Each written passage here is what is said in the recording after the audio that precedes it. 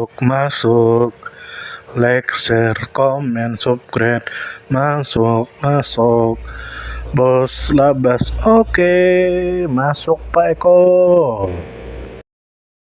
Ada sumber yang mengatakan bahwa Suaka margasatwa okapi merupakan habitat populasi yang besar dari okapi yang terancam punah. Republik Demokrasi Kongo merupakan satu-satunya negara di mana hewan okapi hidup. Namun pertambangan emas yang merajalela di wilayah warisan dunia UNESCO yang dijalankan oleh perusahaan Cina Kimia Mining membuat kekhawatiran besar. Pada saat itu katanya tinggal 30.000 ekor okapi yang masih hidup di alam liar tapi habitat mereka terus menyusut. 5.000 ekor diantaranya hidup di Suaka margasatwa okapi. Di sana hidup pula hewan terancam punah lainnya seperti simpanse dan 376 jenis burung. Republik Demokrasi Kongo sebagai salah satu negara yang memiliki spesies terbanyak di dunia mempunyai tanggung jawab khusus melindungi hutannya, di mana hutan ini mempunyai arti penting dalam pencegahan krisis iklim. Sayangnya di sana merajalela pertambangan emas ilegal yang merusak hutan, juga habitat alam dari beragam jenis flora dan fauna, mencemarkan pengairan dengan bahan beracun seperti air raksa dan mengganggu kesehatan penduduk dan masyarakat adat setempat. Pertambangan menarik warga untuk mencari nafkah hidupnya di mana perburuan daging hewan liar jadi melonjak tinggi. Pusat permasalahan ini ada pada perusahaan Tiongkok Kimia Mining yang berkedudukan di Bunia yang telah mendapatkan izin tidak sah dari Kementerian Pertambangan dan yang bekerja secara semi-industri di dalam wilayah cagar alam. Menurut laporan PBB, beberapa perwira tinggi tentara Kongo FARDC terlibat dalam aktivitas pertambangan ilegal. Oleh karena milisi juga mengambil keuntungan dari pertambangan bahan mentah, maka pertambangan ini terkait erat dengan kekerasan di wilayah timur Republik Demokrasi Kongo. Pada dasarnya mudah untuk melindungi alam pertambangan melanggar Undang-Undang Lingkungan Hidup dan Mining Code yang melarang aktivitas yang merusak lingkungan. Pasal 53 Undang-Undang Konstitusi memberikan hak dan kewajiban pada setiap orang untuk menjaga lingkungan. Sumber lain menjelaskan bahwa okapi juga dikenal sebagai jerapah hutan, jerapah Kongo, dan jerapah zebra, adalah mamalia artiodaktil yang endemik di timur laut Republik Demokratik Kongo di Afrika Tengah. Namun, identifikasi genetik non-invasif menunjukkan bahwa suatu populasi juga terjadi di barat daya Sungai Kongo. Ini adalah satu-satunya spesies dalam genus Okapia. Meskipun okapi memiliki corak garis-garis yang mengingatkan kita pada zebra, okapi berkerabat dekat dengan jerapah. Okapi dan jerapah adalah satu-satunya anggota keluarga Girafidae yang masih hidup. Okapi adalah jerapah berukuran sedang, dengan tinggi bahu 1,5 meter atau 4 kaki 11 inci. Panjang tubuhnya rata-rata sekitar 2,5 meter atau 8 kaki 2 inci dan beratnya berkisar antara 200 hingga 350 kg. Ia memiliki leher yang panjang, dan telinga yang besar dan fleksibel.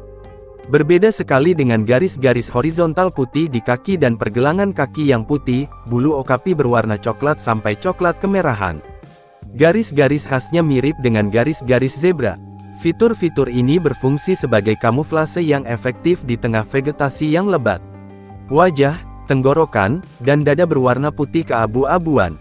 Kelenjar interdigital terdapat di keempat kaki, dan sedikit lebih besar di kaki depan. Okapi jantan memiliki struktur pendek seperti tanduk yang ditutupi rambut yang disebut osikon. Panjangnya kurang dari 15 cm yang bentuk dan fungsinya mirip dengan osikon jerapah. Okapi menunjukkan dimorfisme seksual dengan betina rata-rata lebih tinggi 4,2 cm atau 1,7 inci sedikit lebih merah, dan tidak memiliki tulang osikon yang menonjol malahan memiliki pusar rambut. Okapi menunjukkan beberapa adaptasi terhadap habitat tropisnya. Banyaknya sel batang di retina memudahkan penglihatan pada malam hari dan terdapat sistem penciuman yang efisien. Pendengaran yang besar pada tulang temporal memungkinkan indera pendengaran yang kuat. Giginya bermahkota rendah dan bergerigi halus, serta memotong dedaunan yang lembut secara efisien. Sekum dan usus besar yang besar membantu pencernaan mikroba, dan laju aliran makanan yang cepat memungkinkan pencernaan dinding sel lebih rendah dibandingkan pada ruminansia lainnya. Okapi mudah dibedakan dari kerabat terdekatnya yang masih ada, jerapah.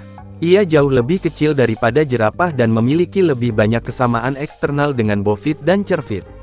Osikon hanya terdapat pada okapi jantan, sedangkan kedua jenis jerapah memiliki ciri ini. Okapi memiliki sinus palatin yang besar atau rongga berongga di langit-langit mulut unik di antara jerapah.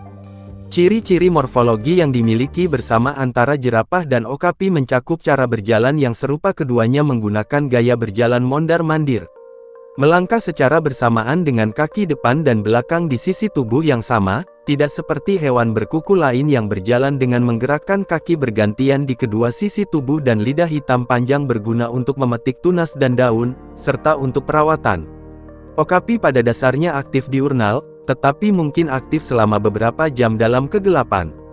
Mereka pada dasarnya menyendiri dan berkumpul hanya untuk berkembang biak. Mereka memiliki wilayah jelajah yang tumpang tindih dan biasanya hidup dengan kepadatan sekitar 0,6 hewan per kilometer persegi. Jantan bermigrasi terus-menerus, sedangkan betina tidak banyak bergerak. Pejantan sering menandai wilayah dan semak-semak dengan urin mereka, sementara perempuan menggunakan tempat buang air besar yang umum. Perawatan adalah praktik umum, yang berfokus pada daun telinga dan leher. Okapi sering menggosokkan lehernya ke pohon, meninggalkan eksudat berwarna coklat.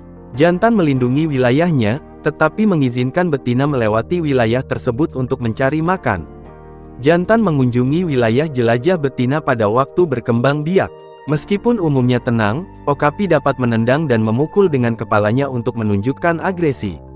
Karena pita suara kurang berkembang, komunikasi vokal terutama terbatas pada 3 suara cuf panggilan kontak yang digunakan oleh kedua jenis kelamin, erangan oleh betina selama masa pacaran dan mengembik oleh bayi yang sedang stres.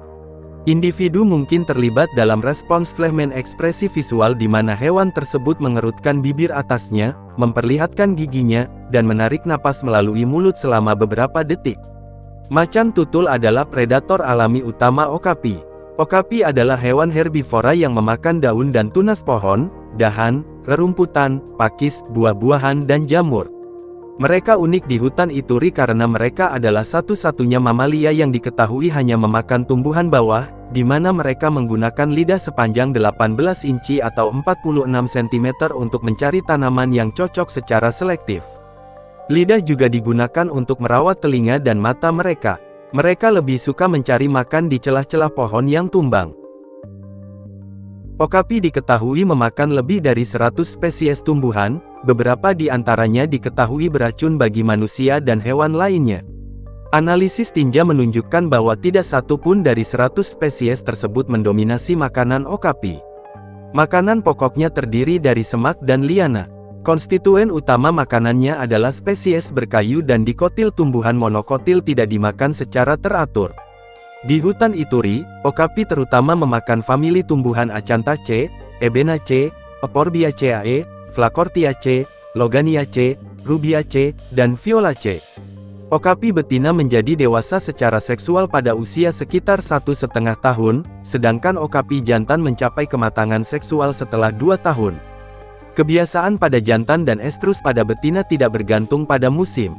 Di penangkaran, siklus estrus berulang setiap 15 hari. Jantan dan betina memulai pacaran dengan saling berputar-putar, mencium, dan menjilat. Jantan menunjukkan ketertarikannya dengan menjulurkan leher, menengadahkan kepala, dan menjulurkan salah satu kaki ke depan. Ini diikuti dengan pemasangan dan sanggama.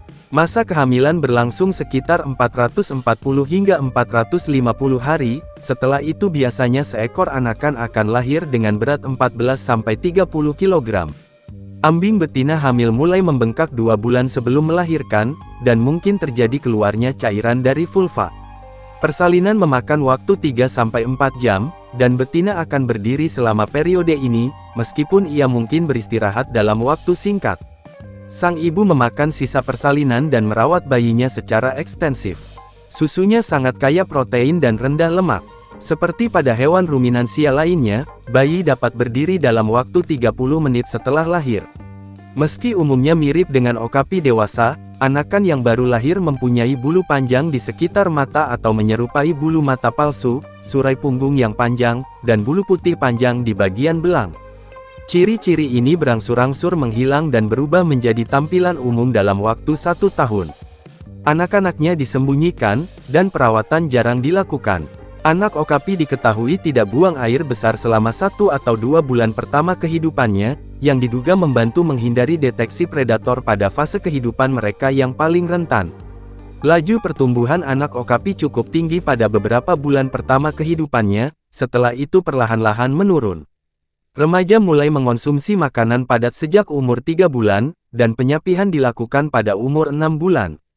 Perkembangan osikon pada pejantan memakan waktu 1 tahun setelah lahir. Umur okapi pada umumnya adalah 20-30 tahun. Okapi adalah endemik Republik Demokratik Kongo, yang hidup di utara dan timur Sungai Kongo. Mulai dari Taman Nasional Maiko ke utara hingga hutan hujan Ituri, kemudian melalui daerah aliran Sungai Rubi, Danau Tele, dan Ebola di barat dan Sungai Ubangi lebih jauh ke utara. Populasi yang lebih kecil terdapat di barat dan selatan Sungai Kongo. Hal serupa juga terjadi di wilayah Wamba dan Epulu. Ia punah di Uganda. Sumber informasi 1. www.hutanhujan.org 2. Wikipedia.